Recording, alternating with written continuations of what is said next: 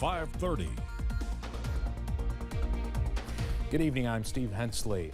A Southern Kentucky man is encouraging people to put an Eastern Kentucky family in a new home. Daniel Wilson recently visited the devastation in Breathitt County. That's where he met a family that lost 3 homes. As WYMT's Phil Pendleton reports, he wants to see them get at least one new home by this fall. The most heart-wrenching. Daniel Wilson follows weather events in Russell, Pulaski, and surrounding counties. He frequently travels to hard-hit areas and meets the people impacted. Recently in Breathitt County, he didn't have to travel far. The Wiley Hudson family was the second group of people that I met. They didn't just lose one home, they lost 3. And as I went up and down Watts Creek, Leatherwood, all of those other places, my mind kept going back to them. He wanted to see them get a new home, so he came up with a plan to raise $50,000. And the reason that we're trying to reach out and help these people is because a lot of the money is going for cleanup, for food and different resources, rebuilding roads, etc. Daniel Wilson says that he has set up an account here at the First National Bank in Russell Springs. He says then one check can be given to the Hudson family so they can buy that new home. The plan is to put them in a prefabricated home. They plan to insulate, put electricity in it, and eventually drywall or some type of interior to make it into a permanent home. It's just one step from one person, but to the recipients, it could go a long way. In Russell County, they are now considered my friends. Phil Pendleton, WYMT Mountain News. You can find more information on how you can help the Hudson family on WYMT.com.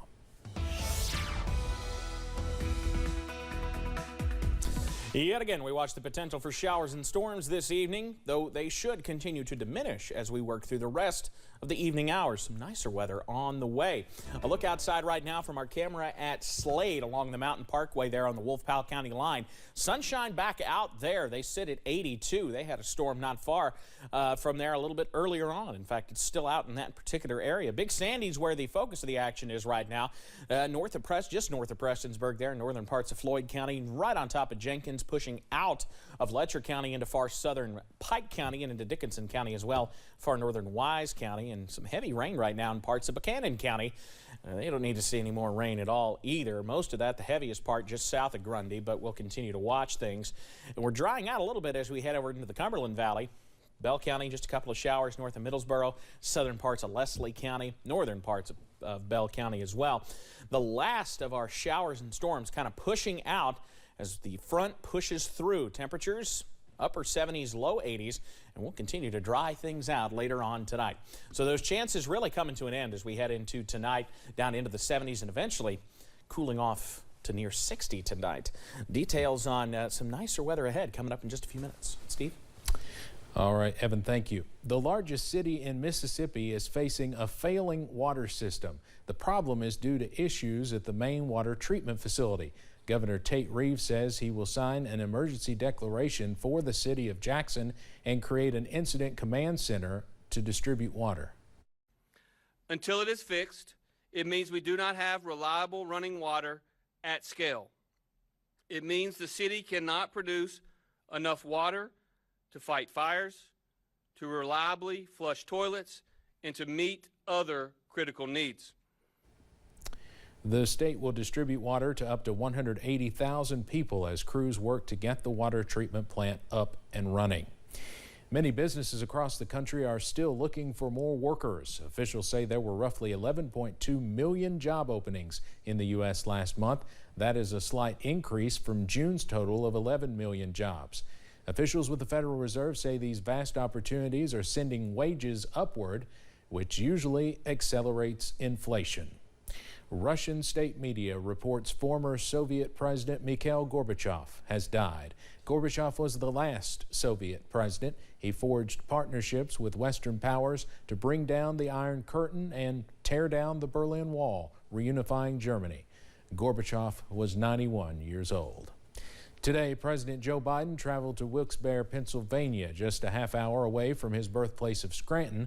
His big speech was focused on efforts to stop crime and gun violence, but the president also has the 2022 midterms on his mind as his party fights to retain control of the House and Senate.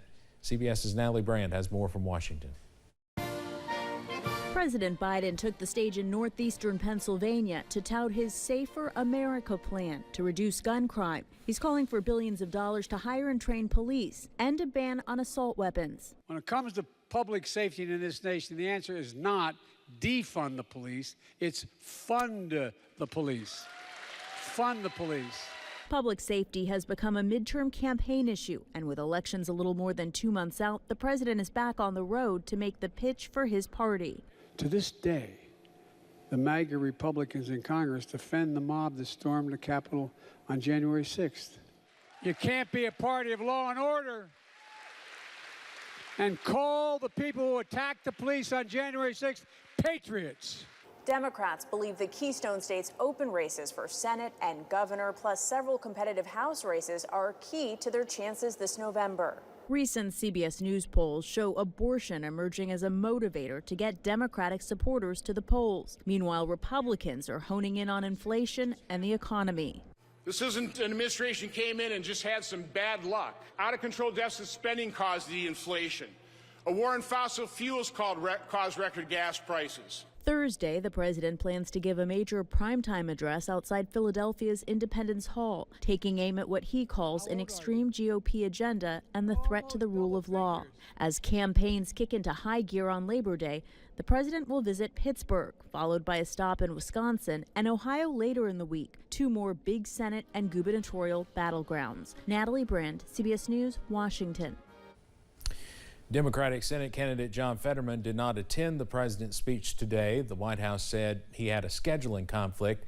He has a slight lead over TV personality Dr. Mehmet Oz. Former President Donald Trump is backing Oz and has a rally with GOP candidates in the Keystone State planned for this weekend. Students across the Commonwealth are back in classrooms for the new school year, and eye doctors are reminding parents that too much screen time could damage vision. With laptops and computers becoming the new normal in class, students are spending several hours looking at screens. An ophthalmologist says balancing time online prevents vision changes, encouraging students to use the 20-20-20 rule. Every 20 minutes that a child is on a device, they take a 20-second break and look 20 feet away. Along with those twos is trying to keep their device about 2 feet away from their face, so they're not constantly straining to see really close up front. Experts also say too much time with technology can impact a student's sleep, causing focus problems in class. They suggest putting down devices at least 2 hours before bed. Uber is taking action to help improve safety for its users. Customers will now be able to connect with a live agent from ADT Security. Uber officials say the agent will monitor the entire route. Uber says this can help ease potentially uncomfortable situations like a driver running low on gas or a ride through an unfamiliar neighborhood. Lyft has had this security feature for the past few years. Both Uber and Lyft are facing numerous assault lawsuits. The suits allege the companies do not do enough to protect riders. Madam C.J. Walker now has something in common with Jane Goodall, Maya Angelou, and Rosa Parks. They all have a look-alike Barbie. Walker was the first self-made woman millionaire in the country. She had enormous success by founding a line of hair care products for black women. You can see the doll is even holding her original product, Wonderful Hair Grower. The doll is the latest addition to the Barbie's Inspiring Women series. Taylor Swift is releasing a new album called Midnight. She says she will share the stories of 13 sleepless nights scattered throughout her life. The Grammy Award-winning artist tweeted the news not long after she made the big announcement on the MTV Video Music Awards while accepting the Moon Person for Video of the Year, the night's most coveted award. The new album will be her first full-length set of new material since last year's Evermore. It's due out October 21st. Hardee's is teaming up with a brewery for a beer that includes its signature biscuits. Hardee's and Southern Grist Brewery are both based in Nashville. The recipe for strawberry biscuit ale calls for more than 200 pounds of the biscuits. It took months to find the right blend, which includes strawberry puree. The brewery, founded in 2016, has created more than 900 different flavor profiles, but this is the first with biscuits. The special brew is available beginning Thursday at Southern Grist's Nashville Tap Room and in select markets through its website. Coming up on Mountain News at 5:30, consumer reporter Rachel DePompa has some tips for those getting married on how to save a little money. But first, much nicer conditions on the way as we head into the day tomorrow. The full breakdown on the way next. WYMT News app offers alerts on breaking stories as they happen. Customized